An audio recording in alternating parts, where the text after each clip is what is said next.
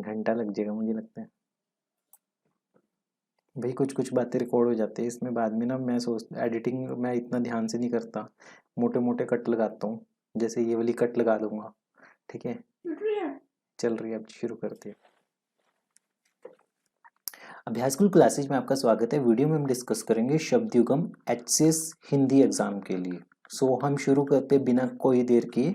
तो सबसे पहले शब्द युगम है आपके पास अंजन और अजन। अंजन और अजन, ठीक है। अपने नोट्स आप साथ में बनाइए वीडियो के साथ साथ, ताकि आपको ये चीज़ें रिटेन रहे। तो हम इनमें मीनिंग देखेंगे। काफ़ी बार ये होता है कि शब्द युगम में जो एक शब्द होता है उसका मीनिंग पता होता है, दूसरे का नहीं पता होता। तो आपको दूसरे वाले को हाईलाइट करके रखना है, ताकि जब भी आप रिवाइज करो तो दूसरे वाले वर्ड को अच्छे से रिवाइज करो। तो अंजन, अंजन का मतलब होता है काजल युक्त, ठीक है। अंजन का मतलब काजल कह सकते हो आप, काजल। और अजन का मतलब है अजन। जन का मतलब होता है जहाँ पे लोग रहते हैं, ठीक है। अजन का मतलब जहाँ पे लोग नहीं रहते। तो अजन को आप ऐसे भी कह सकते हो निर्जन क्षेत्र, निर्जन, ठीक है। अजन का क्या मतलब क्या हो जाएगा, निर्जन। और अंजन का मतलब होगा काजल। सेकंड मूव ऑन करते हैं हम। सेकंड हमारे पास है अंतर और अतर। अंतर और अतर। अब आप में से सबको अंतर का पता है। अंतर का मतलब होता है डिफरेंस। तो इसे हिंदी में कैसे बोलेंगे, फर्क बोलेंगे। इसे क्या बोलेंगे, फर्क। और अतर का मतलब क्या होता है, अतर और इत्र, ठीक है। इत्र का मतलब क्या होता है, जो परफ्यूम होता है आपका। तो अतर का मतलब होता है इत्र। थर्ड आपके पास जो शब्द युगम है वो है अनल और अनिल। ये फेवरेट है, ये बहुत सारे कॉम्पिटिटिव एग्जाम्स में ये पूछा जाता है, अनल और अनिल का क्या मतलब है। तो ध्यान से देखना, अनल का मतलब क्या होता है, अनल का मतलब होता है हवा। अनल का मतलब होता है आग, ठीक है। और अनिल का मतलब होता है हवा, ठीक है। तो ऐसे याद रख सकते हो, नल से क्या निकलेगा, जल। और जल को किसके ऊपर डालेंगे, आग के ऊपर। किसके ऊपर, आग के ऊपर। तो अनल का मतलब क्या हो जाएगा, आग। और अनिल का मतलब क्या हो जाएगा, हवा, ठीक है। तो उसके बाद हमारे पास है फोर्थ अचल। अचल और अचला, अचल और अचला, ठीक है। अचल का मतलब क्या होता है, चल, अचल जो चल ना सके, जो एक जगह पे ठहरा रहे। तो अचल का मतलब होगा पर्वत, पर्वत। और अचला का मतलब क्या होगा, पृथ्वी, पृथ्वी। उसके बाद फिफ्थ है अकथ, अकथ और अथक, अथक। जो पर्सन कभी ना थके तो वो अथक है। अकथ का मतलब जो कहा ना जा सके, जो कहा ना जा सके वो अकथ है, ठीक है। तो अकथ और अथक। उसके बाद है आपके पास अभीत, अभिहित, ठीक है। और एक है आपके पास अविहित, अविहित। तो इनका क्या मतलब होगा, अभिहित का मतलब है कहा हुआ, जो चीज आप बोल चुके हो उसे बोलते हैं कहा हुआ। और अविहित का मतलब है अनुचित। ये थोड़ा डिफरेंट है, ये इंपॉर्टेंट है, तो इसे मार्क कर लीजिए, अविहित और अभिहित, ठीक है। प्रोनाउंसिएशन डिफरेंस हो सकती है, डिफरेंट हो सकती है, पर यहाँ पे स्पेलिंग लिखी हुई है तो आप खुद से भी रीड कर सकते हो कि इनका मतलब क्या होगा। तो इसका मतलब कहा हुआ और इसका मतलब अनुचित, ठीक है। सेंटेंस में अगर हम इसे बनाएं तो आप कैसे बना सकते हो कि ऐसे वातावरण में इस प्रकार का कहा हुआ कथन को कोई भी अनुचित ही कहेगा। ऐसे वातावरण में इस प्रकार का कहा हुआ वचन कोई भी अनुचित ही कहेगा। सेवंथ है हमारे पास अपत्य और अपथ्य, अपत्य और अपथ्य, अपथ्य। अपथ्य का क्या मतलब होगा, अपथ्य का मतलब होता है कि वो खाना जिसको खाने के लिए आपको मना किया है, ठीक है। इसका मतलब है निषिद्ध भोजन, निषिद्ध भोजन। ऐसा भोजन जिसे खाने के लिए आपको मना किया है, अपथ्य, ठीक है। ये वर्ड आप हॉस्पिटल की दीवारों पे काफी बार देखने को मिलेगा आपको। और अपत्य का मतलब क्या है, संतान, संतान, ठीक है। तो सेंटेंस में ऐसे बना सकते हैं कि उसकी संतान को 3 दिन से बुखार है, फिर भी वो निषिद्ध भोजन के प्रति सजग नहीं है, फिर भी वो निषिद्ध भोजन खा रहे हैं, ठीक है। अपत्य का मतलब क्या हो गया, संतान। और अपथ्य का मतलब निषिद्ध भोजन। फिर नेक्स्ट है आपके पास अर्थ, अर्थ और अर्ध, ठीक है। अर्ध का मतलब क्या हो जाएगा, आधा। अर्ध का मतलब क्या हो जाएगा, आधा। और अर्थ का मतलब क्या हो जाएगा, धन। अर्थ का मतलब ये मत समझना मतलब क्या होगा, अर्थ का मतलब है धन, ठीक है।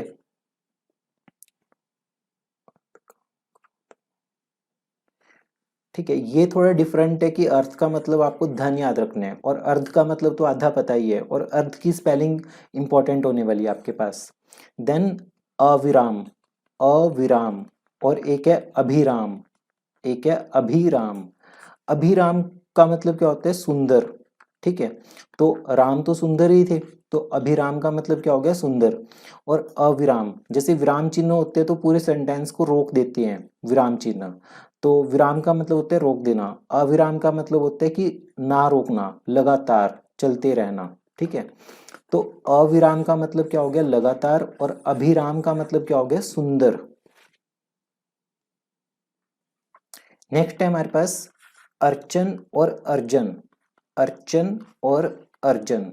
ठीक है, तो अर्चन का मतलब क्या होता है? जैसे अर्चना, तो इसका मतलब है पूजा, पूजा, वर्शिप करना। और अर्जन का मतलब क्या है? जैसे हम बोलते हैं ना कि अर्जित कर लिया, तो संग्रह कर लिया, किसी चीज को स्टोर कर लिया। ठीक है, अर्जन का मतलब है संग्रह करना, और अर्चन का मतलब है पूजा करना। फिर आपके पास है नेक्स्ट अवलंब, अवलंब। ठीक है, और एक है अविलंब, अविलंब।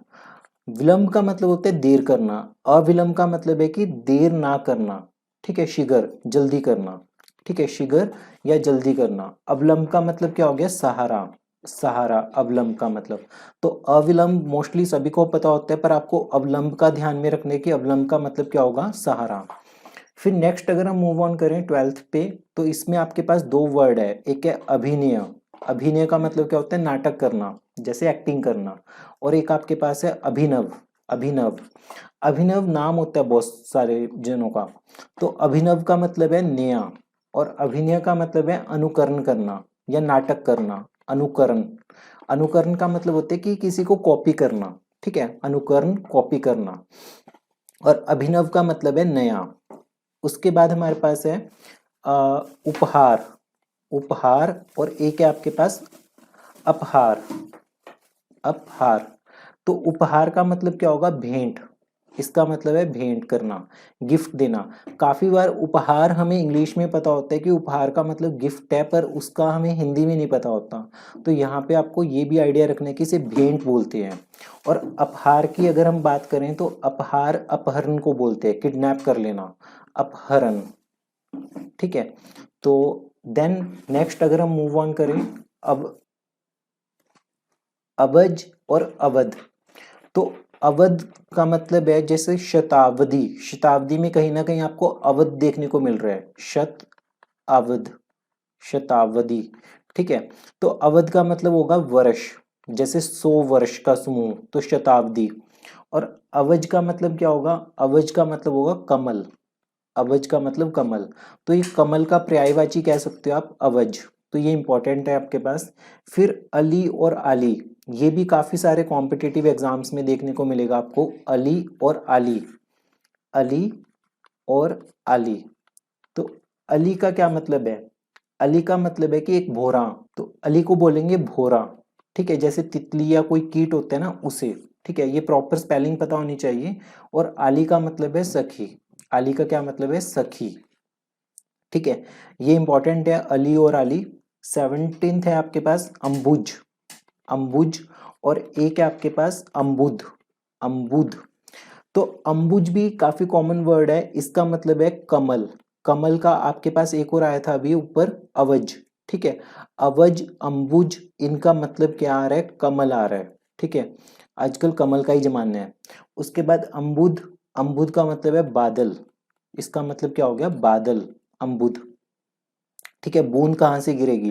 बूंद गिरेगी बादलों से, तो अम्बुद को ऐसे याद रखना कि ये बादल है। उसके बाद अशीलता और असीलता, अशीलता। ठीक है, और असीलता, असीलता। तो ये दो वर्ड्स है, ये थोड़े डिफरेंट है। अश्लीलता या अश्लीलता आपने काफी बार सुना होगा। ठीक है, अश्लीलता का मतलब होता है दुराचरण, दुराचरण। ठीक है, दू नेगेटिव सेंस में यूज होगा, जब भी होगा दू नेगेटिव सेंस में यूज होगा, जैसे दुर्जन, दुराचरण। ठीक है, और असीलता का मतलब होता है तलवार, इसका मतलब क्या होता है? तलवार, जो ब्लेड होता है ना, ब्लेड, तो आप असीलता कह सकते हो उसको। ठीक है, तो असीलता का मतलब तलवार। उसके बाद आपके पास है 19th शब्द युगम अम्ब, अम्ब और एक है आपके पास अम्भ, ठीक है। अब अम्ब का मतलब क्या है? आम का एक वृक्ष, आम का वृक्ष, आम का पेड़, अम्ब। और अम्ब का मतलब क्या हो गया? जल। तो आपको जल का सिनोनिम्स मिल रहे हैं यहाँ पे, नीर हो गया जैसे, ठीक है, और एक हो गया अम्ब। ये याद रखना है, कल से बोलने हैं घर पे कि मुझे अम्ब ला के दो, जल मत ला के दो, अम्ब ला के दो, ठीक है, ऐसे याद करो। 20 का हो गया, 20 20 था आपके पास अर्घ और अर्घ्य, ठीक है, अर्घ्य। तो अर्घ्य का मतलब होता है पूजा, ठीक है, इसका मतलब होता है कि पूजा करना, ठीक है। और अर्घ का मतलब होता है मूल्य, मूल्य, ठीक है। ये भी थोड़ा डिफरेंट है और इसकी भी स्पेलिंग आपको ध्यान में रखनी है, अर्घ और अर्घ्य। उसके बाद 21 है आपके पास अरि, अरि और अरि, ठीक है। अरि का मतलब क्या है? संबोधन। ये ऐसे होता है ना कि अरि सखी सुनो, तो अरि का मतलब आपके पास हो गया संबोधन, और अरि का मतलब हो गया शत्रु। अरि का मतलब क्या हो गया? शत्रु, ठीक है, दुश्मन। तो ये थोड़ा डिफरेंट है, अरि का मतलब शत्रु, ये आपको याद रखना है। और स्पेलिंग में सिर्फ छोटी और बड़ी ई की मात्रा का ही फर्क है, तो अरि संबोधन के लिए यूज होते हैं ये। तो 22 आपके पास है अपेक्षा और उपेक्षा। ये भी काफी फेवरेट है और बहुत कॉमनली यूज होता है, अपेक्षा और उपेक्षा। अपेक्षा का मतलब होता है कि तुलना करना, एक्सपेक्टेशन करना, ठीक है। अपेक्षा को आप ऐसे कह सकते हो कि मुझे तुमसे ये अपेक्षा नहीं थी, ठीक है। अपेक्षा का मतलब है कि एक्सपेक्ट करना किसी से, उम्मीद लगाना, उम्मीद लगाना भी कह सकते हो आप इसे, ठीक है। और उपेक्षा का मतलब होता है लापरवाही, लापरवाही। उसके बाद आपके पास है अग और आग, अग और आग। तो आग तो यूज पहले से ही कॉमनली दिया हुआ है, अब इसका क्या मतलब होगा आग का? तो आग को आप ऐसे बोल दो अग्नि, ठीक है। और अग का मतलब है जो ना जलने वाला हो, न जलने वाला, जो ना जल सके, न जलने वाला। और आग का मतलब क्या है? अग्नि, ठीक है, आग का मतलब अग्नि।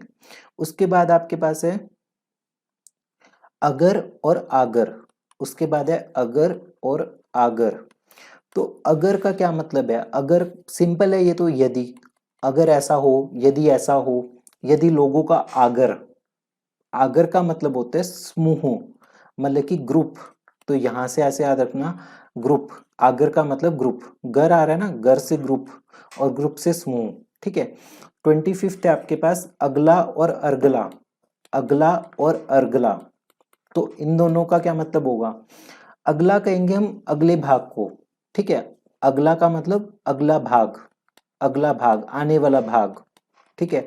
और अर्गला का मतलब क्या होता है? दरवाजे की जो चिटकनी होती है ना, वो उसे बोलते हैं अर्गला, ठीक है। दरवाजे की जो चिटकनी होती है, दरवाजे की चिटकनी, ठीक है, उसे बोलते हैं अर्गला। फिर भी अगर आप में से किसी को अर्गला का कोई और मतलब आता है तो वो कमेंट बॉक्स में लिख सकते हैं, ठीक है। 26 है आपके पास अक्ष और अक्षी, अक्ष और अक्षी, ठीक है। तो अक्ष का मतलब क्या होगा? अक्ष का मतलब होता है कि धुरी, अपने अक्ष, एक्सिस, ठीक है। जैसे अर्थ अपने अक्ष पर घूर्णन कर रही है, मतलब कि अर्थ, पृथ्वी अपने अक्ष, अपनी धुरी पर घूम रही है। अक्षी का मतलब क्या होगा? अक्षी का मतलब होगा आंख, ठीक है, आंख। तो ये इंपॉर्टेंट है, अक्ष और अक्षी भी काफी कॉमनली यूज होते हैं। 27 आपके पास है अग और एक है आपके पास अघ। तो अघ का मतलब होता है पाप, अघ का मतलब पाप, और अग का मतलब होता है स्थिर, स्टेबल, ठीक है। तो ये थोड़ा सा डिफरेंट है अग वाला, और अग का मतलब भी होता है पाप, ये आइडिया रखना है इस चीज का आपको। 28 है आपके पास असक्त और आसक्त, असक्त और एक है आसक्त। आसक्त का मतलब क्या होता है कि जो पर्सन जो फिजिकल वर्ल्ड होता है उसमें अपनी आसक्ति रखता है, उसमें इन्वॉल्व रहता है, ठीक है।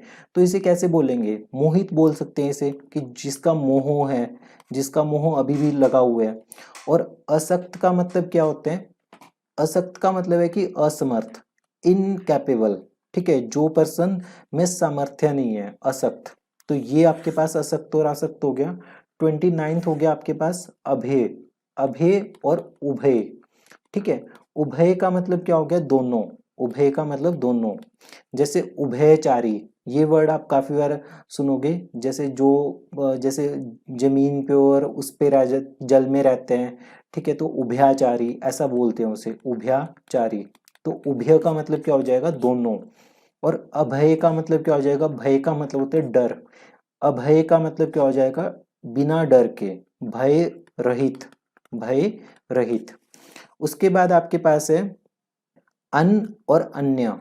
अन्न तो हो गया खाने का, ठीक है, खाने का अनाज कह सकते हो आप, खाने की वस्तु अनाज बोलो प्रॉपरली। और अन्य का मतलब क्या हो जाएगा, दूसरा, अन्य का मतलब क्या होगा, दूसरा। उसके बाद है आपके पास एक है अशव। अशव का मतलब तो हो गया घोड़ा, ठीक है, ये तो हो गया घोड़ा, हॉर्स। और एक आपके पास हो गया अशम, अशम। अशम का मतलब क्या हो गया, पत्थर, पत्थर का टुकड़ा, ठीक है। देन 32 में आपके पास क्या है, अपचार और उपचार, अपचार और उपचार, ठीक है। अपचार का क्या मतलब है कि अपराध करना, अपराध करना, क्राइम करना। अब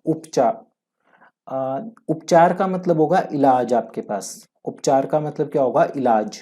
और अपचार का मतलब क्या है, अपराध करना, अपराध, क्राइम करना, ठीक है। 33 आपके पास है अबसान और आसान, अबसान, और एक है आपके पास आसान, इजी, ठीक है। आसान को कैसे बोलोगे, आसान का मतलब है सरल, आसान का मतलब क्या होगा, सरल। अब ये मत लिख देना जो कठिन न हो, तो आसान का सिनोनिम हमें यहाँ पे यूज करना है, आसान का मीनिंग यूज करना है। तो आसान का मतलब हो गया सरल, और अबसान का मतलब क्या हो जाएगा, अंत करना, अबसान का मतलब अंत करना, ठीक है। और उसके बाद नेक्स्ट है आपके पास आकर और आकार, आकर, और एक है आपके पास आकार। आकार को इंग्लिश में क्या बोलोगे, शेप। तो आकार का मतलब क्या हो गया, हिंदी में क्या बोलोगे, बनावट, ठीक है, बनावट। और आकर का मतलब क्या हो गया, खजाना, आकर का मतलब खजाना। उसके बाद है आपके पास आसन और आसन, आसन, और एक है आपके पास आसन। तो आसन का क्या मतलब होगा, बिछोना, जहां पे आसन बिछा के बैठ गए अब आप, बिछोना, आसन का मतलब हो गया बिछोना। और आसन का मतलब हो गया समीप, पास में, ठीक है। इंपॉर्टेंट है ये वाला वर्ड, आसन और आसन वाला, ठीक है, तो इसे अच्छे से कर लीजिए। उसके बाद है 37, इसमें आपके पास है अनादि, अनादि, और एक है अन्नादि, ठीक है, सिर्फ न दो बार आ रहे हैं।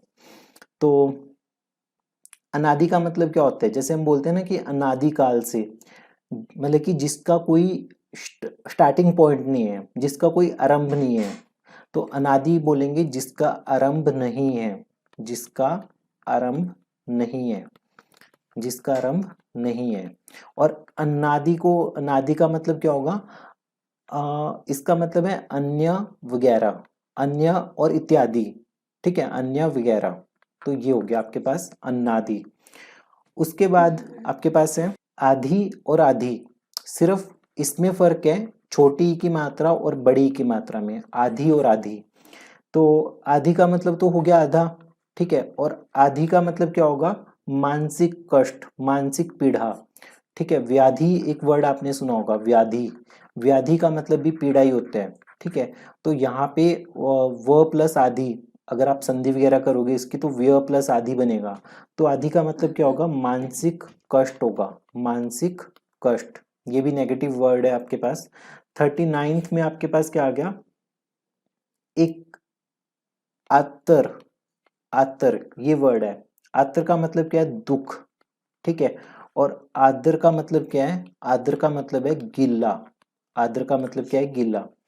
40th आपके पास क्या है, आभार, और एक है अभार, अभार। अभार का मतलब क्या है, जिसमें भार ना हो, तो मतलब कि भार रहित, भार रहित। जिसके भी आगे लग जाएगा मतलब कि वो एब्सेंस बता देगा, ठीक है। अभार मतलब कि जिसमें भार नहीं है कोई भी। और आभार का मतलब क्या होता है कि एहसान, ठीक है, ग्रेटिट्यूड वाली फील करना, एहसान। उसके बाद है आपके पास आभास और आभास। 41 में आपके 41 है आपके पास आभास, और एक है आपके पास आवास। तो आवास का क्या मतलब है, आवास का मतलब है कि रहने का स्थान, आवास का मतलब रहने का स्थान, और आभास का मतलब है भूमिका। क्या है? भूमिका। और एक आपके पास बनेगा आभास। आभास, तो आभास होना मतलब कि झलक मिलना, मुझे आभास हुआ, तो मतलब कि मुझे एक झलक मतलब लगी कि कोई सामने था। आभास का मतलब जैसे हमें होता है ना कि आभास लग रहा है कि सड़क पे पानी है, जबकि वो इल्यूजन होते हैं। तो ऐसे आपको याद रखना है कि आभास, आवास रहने का स्थान, और आवास आपके पास क्या हो गया? आभास हो गया झलक। देन नेक्स्ट आपके पास एक है आदर, ठीक है, और एक है आद्रक। ठीक है, आर्द्र का मतलब क्या हो गया? गीला। इसका मतलब हो गया गीला। जैसे शुष्क का मतलब ड्राई, शुष्क इसका मतलब ड्राई। ह्यूमिड का मतलब आर्द्र बोलते हैं इसे, ह्यूमिड को बोलते हैं आर्द्र। तो विलोम शब्द में भी देखोगे आप, आर्द्र का विलोम शब्द शुष्क बनेगा। और आद्रक का मतलब क्या हो गया? अदरक। आद्रक का मतलब क्या हो गया? अदरक। नाम में पता चल रहा है आद्रक, अदरक। उसके बाद 43rd है आपके पास आयास और आवास। आयास और आवास, फिर से आवास रिपीट हो गया। आवास का मतलब रहने का स्थान, आयास का मतलब होता है प्रयत्न करना, प्रयत्न करना, एफर्ट्स पुट करना, आयास। ठीक है, उसके बाद है इत्तर, और एक है आपके पास इत्तर। तो इत्तर का मतलब है पुष्प सार। पुष्प सार, जो फूलों का मेन रस होता है ना, उसे इत्र बोलते हैं। और ये वाला जो इत्र है, इसका मतलब है दूसरा। इसका मतलब क्या है? दूसरा। एक वर्ड आपके पास है उर, और एक वर्ड है उरु। उर और उरु। वीडियो को पॉज करके आप एक थॉट दे सकते हो कि इसका क्या मतलब होगा। तो उर का मतलब होता है हार्ट, दिल, मतलब हृदय। ठीक है, और उरु का मतलब क्या होता है? उरु का मतलब होता है बड़ा, बड़े दिल वाला, उरु, उर वाला। ठीक है, तो ये हो गया। उसके बाद है आपके पास उत्पल और उपल। उत्पल और उपल। उत्पल और उपल। उपल का मतलब होता है पत्थर, स्टोन। ठीक है, और उत्पल का मतलब होता है कमल। कमल वाले आपके पास दो वर्ड पहले भी आए थे, रिकॉल करो उन्हें। और कमल वाले दो वर्ड कौन से थे? ठीक है, उसके बाद आपके पास है उद्योत, और एक है उद्योग। उद्योत और उद्योग। उद्योग का मतलब क्या है? उद्योग का मतलब तो है प्रकाश, और उद्योग का मतलब उपाय। उद्योग का मतलब क्या है? उपाय। वो इंडस्ट्री वाला उद्योग डिफरेंट होते हैं, वो ये वाला उद्योग होते हैं। एक आपके पास है उत्तर और उत्तर। एक आपके पास क्या है? उत्तर और उत्तर। ठीक है, तो उत्तर का मतलब तो क्या आ गया? आंसर देना। तो उत्तर, उत्तर को कैसे एक्सप्लेन करोगे? उत्तर का मतलब है कि जवाब देना। क्या करना? जवाब देना। और उतर का मतलब क्या हो गया? जैसे हम बोलते हैं नीचे उतर, तो नीचे आना, नीचे आना। तो उतर और उत्तर। उसके बाद है आपके पास उधार और उद्धार। उद्धार, एक है उधारी वाला उधार, एक एक है जैसे हम बोलते हैं कि हे प्रभु मेरा उद्धार करते। तो उधार का मतलब क्या हो गया? उधार का मतलब, उधार को आप लिखोगे ऋण। ठीक है, और उधार का मतलब है तार देना। ठीक है, अब तार देना भी एक्सप्लेन करना पड़ सकता है, किससे तार देना, तो ये देख सकते हो आप। उधार का अगर कोई और मीनिंग आपको क्लिक कर रहा है तो आप कमेंट बॉक्स में लिख सकते हो। तो ये थे हमारे 50 के करीब शब्द युगम। होपफुली आपको ये वीडियो अच्छी लगी होगी। सो अगर आप HCS हिंदी के लिए टेस्ट सीरीज ज्वाइन करना चाहते हो तो आप टेलीग्राम ग्रुप ज्वाइन कर सकते हो। पढ़ते रहिए, प्रैक्टिस करते रहिए अभ्यास कुल के साथ।